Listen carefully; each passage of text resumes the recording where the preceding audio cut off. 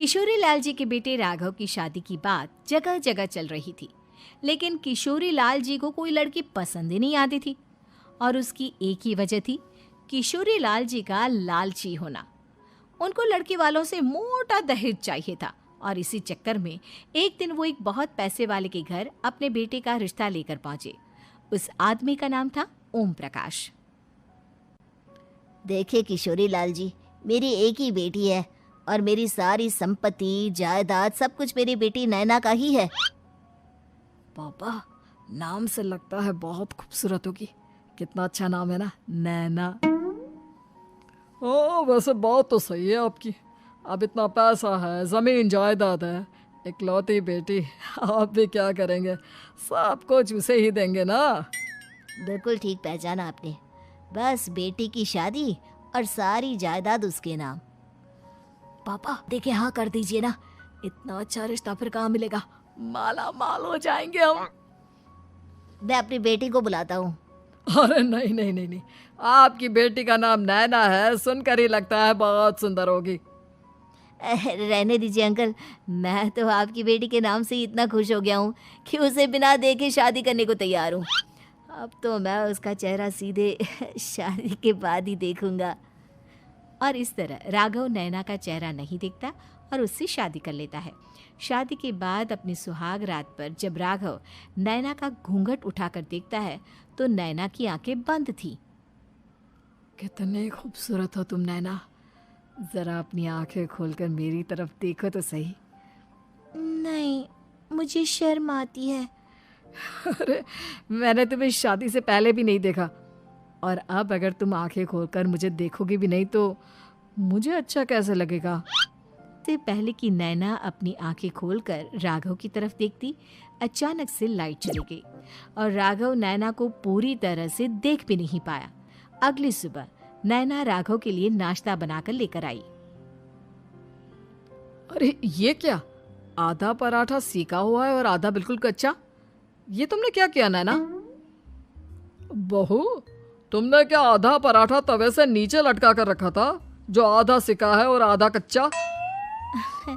मुझे जितना दिखेगा उतना ही तो सीखूंगी ना पापा जी। जहाँ जहाँ मुझे नजर आ रहा था वहाँ मैंने सीख लिया, जहाँ जहाँ नहीं दिखा वहाँ कच्चा रह गया होगा। इसका क्या मतलब है? ये कैसा मजाक कर रही है तुम? अरे बहू, तुमने इतना लंबा घूंघट क्यों लगाया हुआ है? देखो, हमारे घर में बहुओं को बेटी की तरह रखा जाता है, और फिर तुम तो इतना सारा माल लेकर आई हो। देखो, ये घूंघट डालकर रखने की कोई ज़रूरत नहीं है। अरे ना, पापा जी ठीक कह रहे हैं, तुम तो आराम से रहो, अपना ही घर समझो। नैना अचानक से अपना घूंघट उठा लेती है। अरे ये क्या पापा, नैना की तो एक आंख फूटी हुई है। नाम से नैना, लेकिन ये तो कानी बहू निकली। मेरे साथ धोखा हुआ है, धोखा। बिना दिखाए अपनी कहानी लड़की मेरे संग ब्याह दी। मुझे कहानी भी नहीं चाहिए।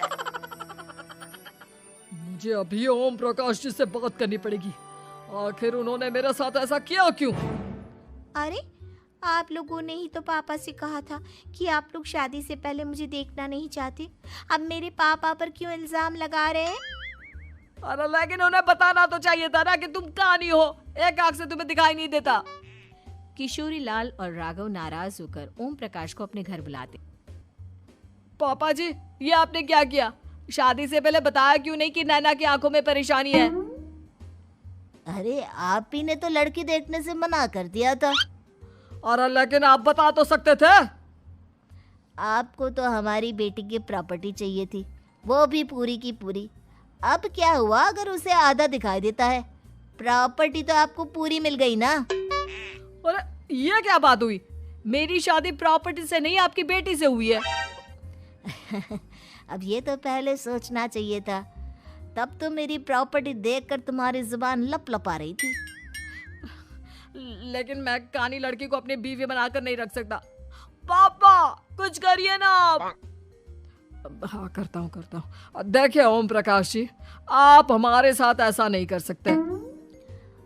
और तुम देखो, अगर तुमने मेरी बेटी से शादी तोड़ी ना तो जो भी प्रॉपर्टी मैंने तुम वो तो पूरी की पूरी वापस ले ही लूंगा और आधी प्रॉपर्टी तुम्हारी भी लूंगा। अरे मेरी आधी प्रॉपर्टी भला क्यों लेंगे आप? इसलिए क्योंकि मेरी बेटी को आधा नजर आता है और उसकी नजर अभी तक तुम्हारी आधी जायदाद पर ही पड़ी है। अब तुम उसे घर से निकालोगे तो कुछ तो लेकर जाएगी ना। और अगर हम आपकी बेटी को अपने घर की बहू बनाकर रखे तो? तो तुम्हारी पूरी प्रॉपर्टी तुम्हारी ही रहेगी और जो मैंने तुम्हें दिया है ना उसमें से बस मैं आधा लेकर जाऊंगा। अरे लेकिन अब आप अपनी दी हुई प्रॉपर्टी में से आधी वापस क्यों लेकर जाएंगे?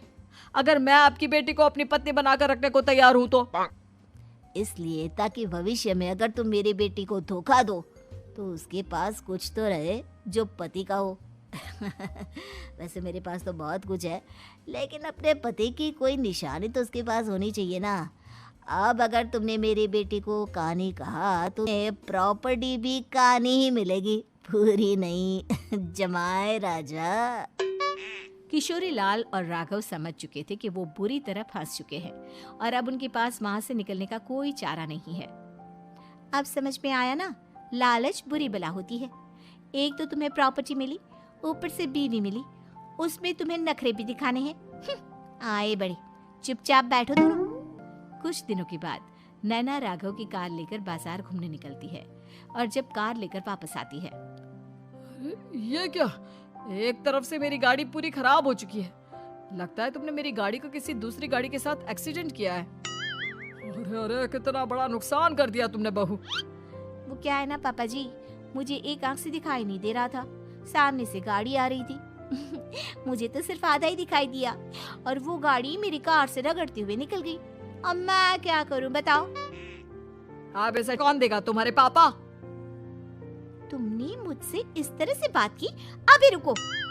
नैना राघव की शिकायत ओम प्रकाश को कर देती है। देखो राघव, अब जो मेरी आधी प्रॉपर्टी तुम्हारे पास थी ना उसमें से आधी और मैं लेकर जाऊंगा क्योंकि तुमने मेरी बेटी को डांटा। अरे नहीं नहीं पापा जी, गलती हो गई, माफ कर दो। गलती की तो कोई गुंजाइश ही नहीं। अगली बार मेरी बेटी को डांटा तो बची हुई आधी में से आधी और ले जाऊंगा।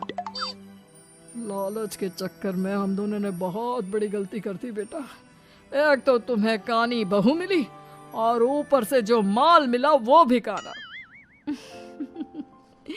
इस तरह राघव की हर एक गलती पर ओम प्रकाश उसकी प्रॉपर्टी का आधा आधा हिस्सा लेकर अपना सारा माल वापस ले गया और राघव को कानी बीवी से काम चलाना पड़ा।